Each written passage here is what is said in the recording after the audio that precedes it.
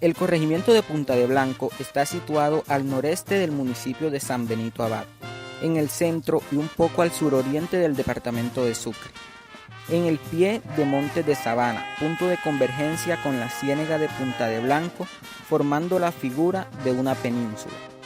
Su territorio forma parte de la depresión del Bajo Cauca y San Jorge, más conocida como la Depresión Momposí.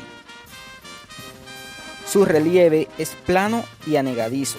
Su territorio penetra a la ciénaga de su mismo nombre en forma de punta o península.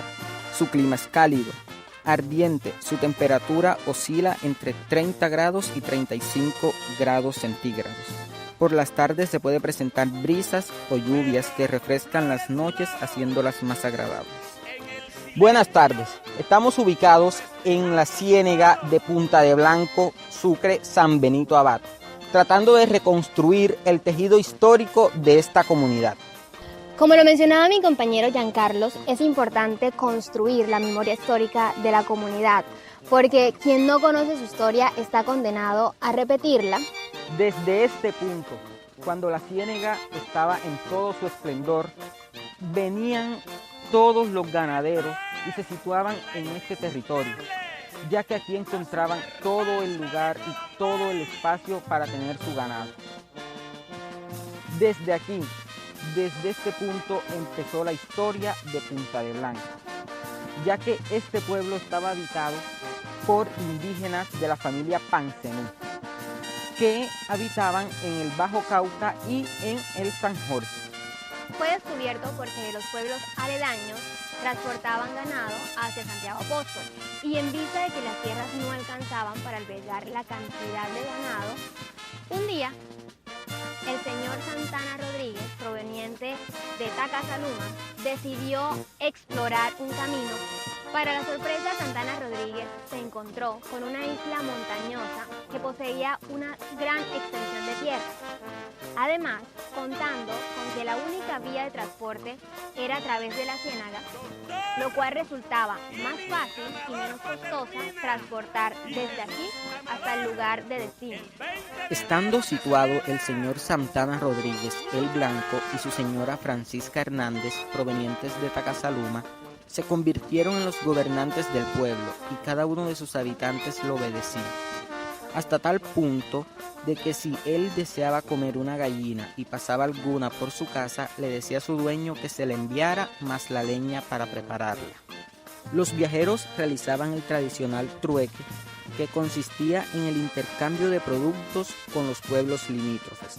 Intercambiaban telas, bordados, hamacas tejidas a mano, entre otras utilidades.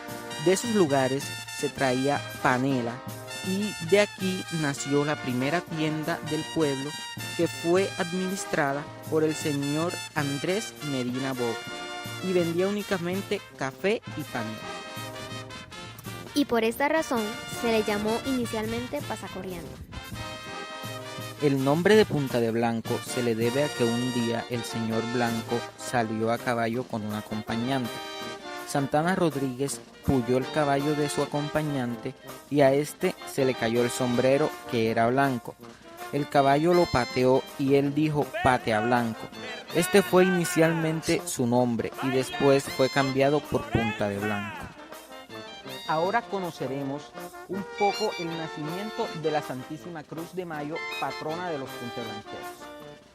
Se dice que a mediados de la guerra de 1947, la chusma llegó al pueblo, buscando al señor Santana Rodríguez para asesinarlo y quemar al pueblo. En ese instante, la señora Francisca Hernández venía llegando al pueblo en inmediaciones de la ciénaga punteblanquera.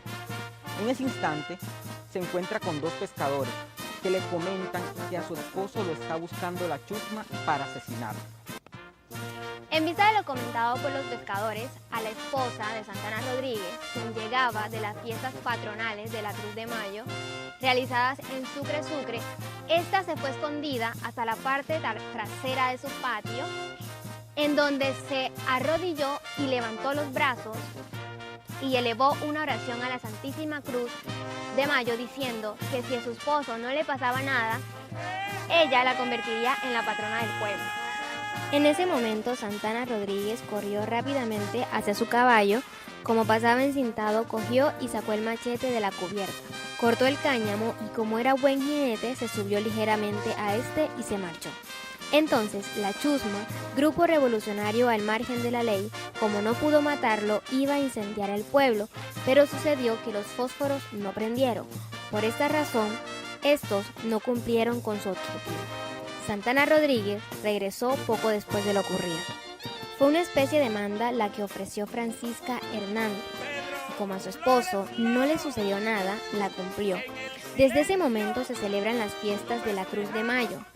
La cruz que trajo Francisca Hernández inicialmente era de hierro y la actual la trajo Aureliano Castro, un vendedor proveniente de Morroa, convirtiéndose poco después en la patrona de Punta de Blanco. Anteriormente se celebraban las fiestas los días 21, 22 y 23 de mayo y actualmente estas fiestas se celebran los días 1, 2 y 3 del mes en mención. Después de que el señor Santana Rodríguez regresara a Punta de Blanco y reencontrarse con sus labores cotidianas ya instalado, no ocurrió mucho tiempo después de lo sucedido, por segunda vez fue atacado. Lo sorprendieron en su casa, sin tiempo de escapar fue amarrado de pies y manos. Lo desamarraron, le colocaron 2 guardas, en un descuido de los guardas soltó la soga, cogió su machete y se defendió de los guardas. Tomó las armas de ellos, agarró su caballo y se escondió en unos grandes arbustos en la parte donde hoy se conoce como el Pajonal. Allí los esperó hasta que ellos pasaran. Les hizo la emboscada y atacó a alguno de ellos. Los demás al ver esto se fugaron. Después de estos hechos, el señor Santana Rodríguez regresó a sus tierras en completa armonía, viviendo con su querida esposa. Los pobladores al escuchar estas hazañas lo respetaban aún más, brindándole apoyo. Además se extendió su fama hacia los pueblos limítrofes, donde consiguió prestigio, consagrándose como un gran luchador, reflejando en él la berraquera de los punteblanqueros. Bueno, nos encontramos aquí en la Ciénaga con el señor Santiago Roller, quien nos va a hablar un poco acerca de cómo se realizaban antes las labores de pesca. Señor Santiago, ¿cómo está? Bien, gracias, mía. ¿Cómo le ha ido? Bien, gracias. Bueno, señor Santiago, cuéntenos cómo se realizaban antes las labores de pesca. Bueno, las labores de pesca cuando yo empecé era con la atarraya, la flecha, antes que le decíamos la boya, que eran los perros, anzuelos y el arpón para cazar los sábados, los padres y esas cosas. Bueno, comentan algunas personas por el pueblo que habían sábalos muy grandes. ¿Nos podría decir exactamente cuánto podría medir este tipo de pescado? No, un sábalo eso medía 7, lo máximo era 7 pies. 7 pies. Que una vez, como 2 veces logré yo a capturar 2 sábalos esos, que los palanqueábamos así arriba levantado con una palanca entre 2 y arrastraba la cola. Y bagre también, bagre pintado, bagre tigre, también bagre como de 1,5 metros, bagre de 2 varas de esos pintados. Eso le decían bagre tigre. ¿Y eso también lo pescaban con atarraya? Sí, no, eso se pescaba más bien era con chinchorro y con anzuelo, con los perros. Era unas cosas así de balso, que a veces le enviaban unas piolas y ahí se le ponían los anzuelos, las canas y se pegaban los bagres esos, y uno los balconeaba para asegurarlo. ¿Y qué nos cuenta acerca de que los sábalos brincaban en la canoa del pescador? Cuando los sábalos brincaban en la canoa del pescador no había caldero que no se quedara dentro de la canoa. Se volteaba la volteaba y eso uno apurado. Una vez nos quedó ni las tortugas en la canoa cuando empezaron a batallar. Una vez nos vi el compañero mío que estaba agarrando el sábalo batallando padre, le hinchó la boca, se la hinchó toda. ¿Y los sábalos los vendían aquí mismo en el pueblo o los llevaban por otras partes? El sábalo aquí prácticamente se salaba, salado, se lo vendía a uno, a un señor que llamaban Mingo,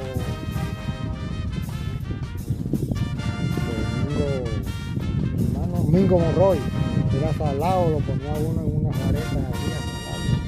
Todo lo compraba era salado. A veces que no tenían plata y lo cambiaba uno hasta por caña y chupa y baño y yuca.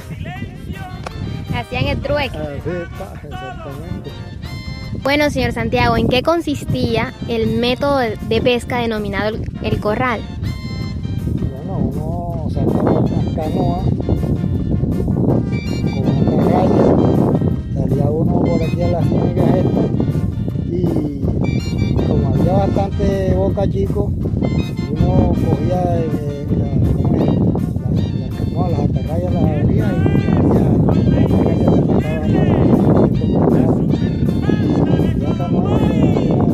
todavía era con 500, 600 pescados, entender el método de la atarraya, y sacaba uno los corrales, 8 canoas, 10 canoas, 15 canoas, eran 15 canoas, ya los corrales eran muy grandes, ya no cabía la gente, ya, entonces ahí había sacado otro corral. Ese era el método de la atarraya. Cada corral tenía su jefe. Aquí diremos que el corral Guapo, eso lo dirigía el cojo Luis Felipe Pinzón. Y acá corral Ribeña, ¿verdad? Corral Bajero era aquí, el oso Ribeño, acá. Eso lo dirigía, parece que era Ramiro Martínez, los Martínez, eran los que dirigían ese corral. Habían tres clases de jefes. Estaba Corral Chinche, Corral Chinche es uno que salía por aquí cerquitica, Corral Guapo y Corral Ribeño. Corral Guapo era de los rangeles, eso, donde los araba y esa era Corral Guapo, que eran guapos. ¿Y cómo los llamaban? ¿Ah? ¿Cómo los llamaban? A los jefes. No, Luis Felipe. No, o sea, ¿cómo llamaban a los pescadores? No, se les tocaban los jefes para que los otros no lo siguieran. Entonces llegaba el jefe, de puerto en puerto. Y cuando ya ellos iban allá a la orilla del puerto, ya nosotros estábamos allá también. Estábamos acostados en la canoa esperando. Cosas buenas. Bueno, y cuando estábamos, como no había quien comprara pescado, eso también lo cambiaba uno por caña, por ñame, por vaina así. Bueno, eso, antes no había plata así, pero sí había abundancia. De comida. Este es el punto conocido como el terraplén y ha sido una de las obras más importantes en la historia de Punta de Blanco, puesto que les ha permitido a sus habitantes trasladarse de un lado a otro ahorrando tiempo y dinero. Por lo cual nos encontramos nuevamente con el señor Santiago Roger para que nos cuente acerca de la historia de esta importante obra. Señor Santiago, cuéntenos acerca de la historia del terraplén. Bueno, la historia del terraplén, a comienzo esto era una playa, una ciénaga aquí. Cuando venían los habitantes de Punta de Blanco, aquí se trasladaban en canoa. Esto a veces cuando habían crecientes, esto andaba casi como a 2 a 3 metros. Bueno, entonces de ahí empezaron una ¿cómo que quiero decir yo? Esa Junta de Acción Comunal. Entonces la encabezaba el difunto Agustín Solá, el médico Solá Hernández. La encabezaba otro más por ahí. Ahí fue cuando ellos empezaron, pidieron un auxilio cuando esto pertenecía a Bolívar, pidieron un auxilio a Cartagena. Entonces los cartageneros, cuando habían unos senadores y esas cuestiones, bueno, ellos le dieron un aporte. Fue cuando ellos contrataron una catapila y hicieron banquita pequeñona ahí, y la fueron levantando, y la levantaron quizás como a 1 metro y ñapo. Después, bueno, eso se quedó ahí quieto, ahí. Después otra vez volvieron a hacer nuevo contrato. Entonces ahí se le echaban, iba uno allá a la porquera y traía tierra en un carro hasta con Julio Tenía yo trabajé también en esta cuestión aquí. Y ahora en última pues cogieron y hicieron el contrato quizás como 500 millones de pesos que costó la banca Ahí, hasta ahí digo yo. Cuando esto empezó aquí uno estaba aislado. Cuando las personas acá de este lado llevaban canoa y eran las 8 de la noche, ya ninguno le quería echar canoa porque acá hay que salía y que no sé qué, y que salía un gritón, que salía. Entonces ninguno quería coger por acá. Señor Santiago, ¿de quién era el predio en el que se encuentra situado el terraplén? El terraplén era un predio público aquí, esto no tenía dueño porque de este lado era una cerca y del otro lado otra cerca, como va por ahí. Esto acá era del difunto Agustín Solá y aquello allá era del doctor médico Solá Hernández. Lo único que invadieron fueron las tierras, sí, porque se las cogieron y las sacaron de la vuelta y las echaron acá arriba. ¿Por qué? Porque el médico dijo, como era más avispadito, él dijo que para allá, para la vuelta de él, no, que la dejaran ahí quieta, que no se la vayan a dañar, que no se la fueran a dañar. Entonces cogieron aquí de este lado y todas las tierras las sacaron de aquí, de este lado. Bueno, la vuelta del médico quedó faneadita ahí, pero esto era público hasta donde vienen aquellas mujeres, de aquí para bota una izquierda aquí, ¿entiendes? A la izquierda, por el camino viejo. Ya de ahí donde vienen aquellas mujeres para allá, esas tierras eran del difunto Faustino Agua, que eso solo lo cogió Invía y lo pagó para hacer la derechuda, para coger lo más alto, para que el camino ese como se negaba, se cogieron acá lo más alto ahí, cogieron esa vuelta por ahí donde yo, hasta allá hasta donde yo, eso lo compró Invía, pero como ahora se hacen, ellos quieren todavía que el que va para Caja tiene que pagarle. Esta obra nos conecta con la capital del departamento de Sucre, Sincelejo, pasando por municipios como Galeras, Sincé, Corozal y Betulia, por lo cual ha constituido una vía de desarrollo económico para el corregimiento. Bueno, ahora nos encontramos en otro punto importante que marcó la historia de Punta de Blanco y es la antigua y única inspección de policía. Y conoceremos un poco más acerca de ello. Estas instalaciones fueron construidas el 29 de julio de 1963. Además, se dice que esta obra surgió por la guerra que hubo en el año 1887, en la cual peleaba Santana Rodríguez, un hombre que llegó a vencer a un grupo de revolucionarios que se querían apoderar de este pueblo. Algunos de los inspectores que pasaron por el cargo fueron Alfredo Olivera, Jaime de la Osa, Jairo Meléndez, Jorge Pineda, Jorge Domínguez, Manuel Noriega, Vicente Meléndez, entre otros. Entre las labores que desempeñaban estaban las de encalabozar a los presos, corregir las conductas no adecuadas y brindar seguridad a la comunidad.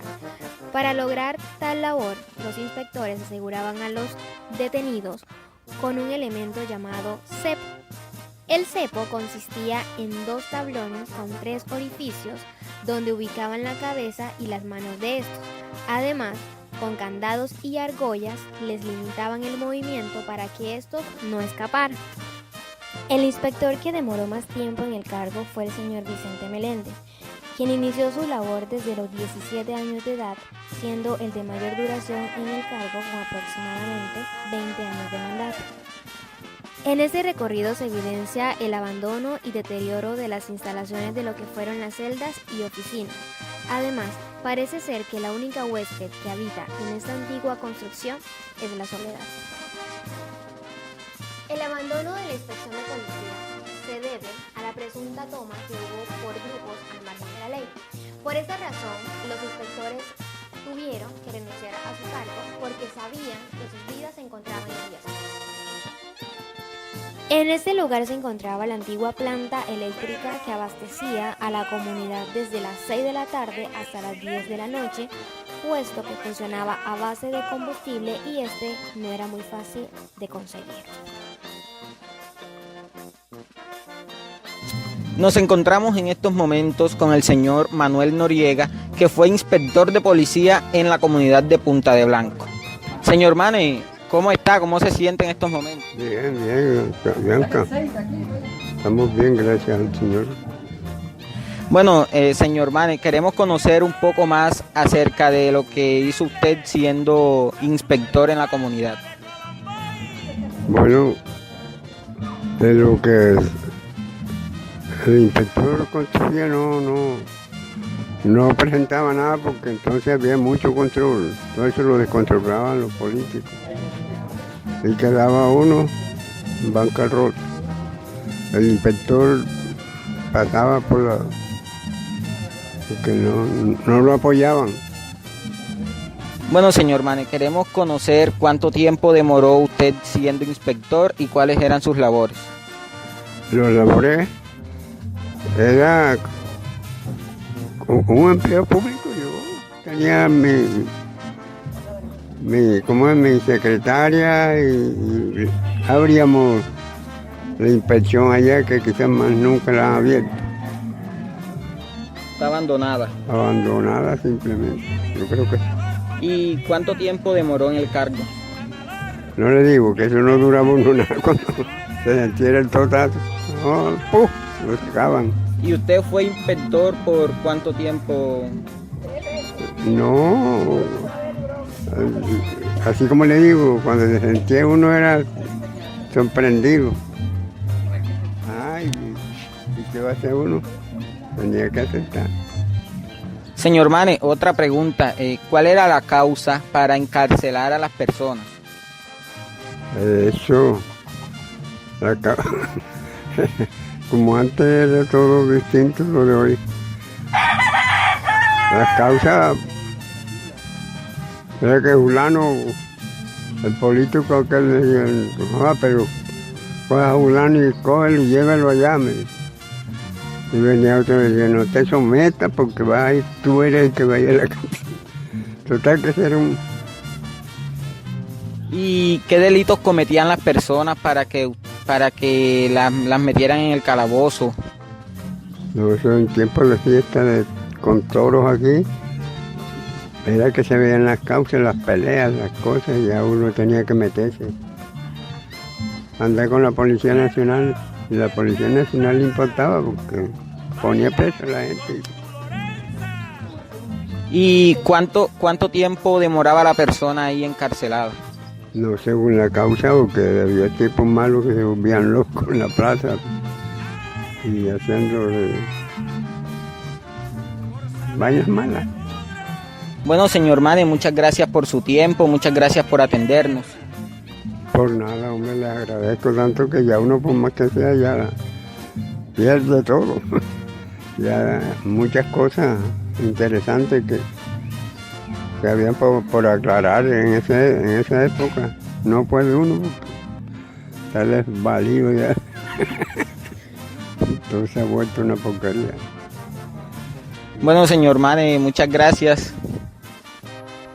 Ahora estamos ubicados en el antiguo pozo artesanal de la comunidad, el cual fue construido con los esfuerzos de los habitantes de Punta de Blanco. Además nos encontramos con el señor Roberto Carlos Noriega, quien nos va a comentar un poco más acerca de la historia de esta construcción. Buenas tardes, señor Roberto, ¿cómo está? Muy buenas tardes, Yuranis. Bien, señor Roberto, nos gustaría que nos contara un poco acerca de la construcción de este pozo.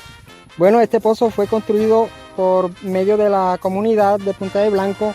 Primero se excavó, luego se metieron unos anillos, a lo cual pues de ahí uno esperaba que se le llamaba que llorara el pozo, que saliera la fuente de agua. De ahí pues se hacía una cola uno sacaba el agua a base de cubos, que llamaban un totumo con lata, se le amarraba una pitica y de ahí uno sacaba, o había otro utensilio de sacar, un balde con una cabulla. De ahí entonces uno esperaba que llenara, uno se bañaba alrededor y esa agua no la utilizaba uno para los quehaceres de la casa, más no para el consumo humano. ¿Por qué no era utilizada para el consumo? Porque era un agua que no era procesada, más sin embargo pues era muy pesada, salobre para uno ingerirla. Señor Roberto, cuéntenos cómo hacían las personas para turnarse para sacar el líquido.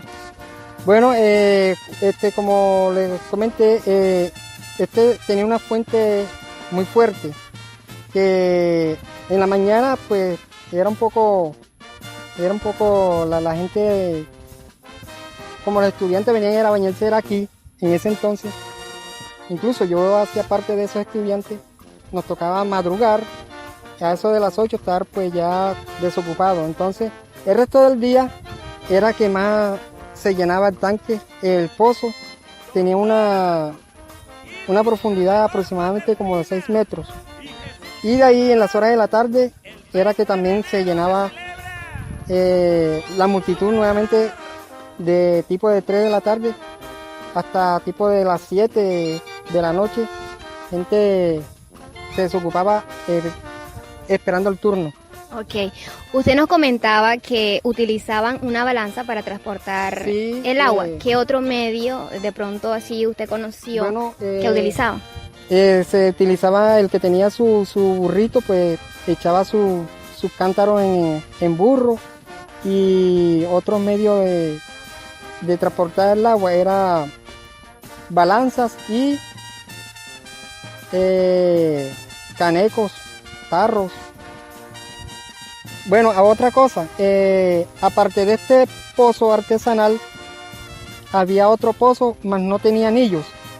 Hacia el fondo se excavaban 2 pozos más, que ese sí era para el consumo humano, para cocinar o para beber, tomar de esa agua, porque era un agua más dulce, era dulce, se podía consumir. Ese ahí sí se tocaba madrugar hasta tarde de la noche, esperar llenar, porque ese ya la fuente era muy poquita, y más para este tiempo que el verano las playas estaban demasiado secas, y entonces ya era, mejor dicho, era una prosperidad que uno pudiera sacar tan siquiera un caneco de agua. Señor Roberto, muchas gracias por el tiempo que nos ha dispensado para la realización de esta entrevista, igualmente por la información que nos ha brindado. No, gracias a ustedes por estar interesados cómo era el proceso en el pueblo en esos años atrás. Agradecido pues que me hayan tenido en cuenta. Recorrer los pasos de la historia de Punta de Blanco a través de las narraciones ha sido totalmente fascinante, puesto que nos permite, como punteblanquero, construir una identidad propia. Esa identidad es la que nos diferencia de otras culturas. Porque quien no conoce su historia está condenado a repetir.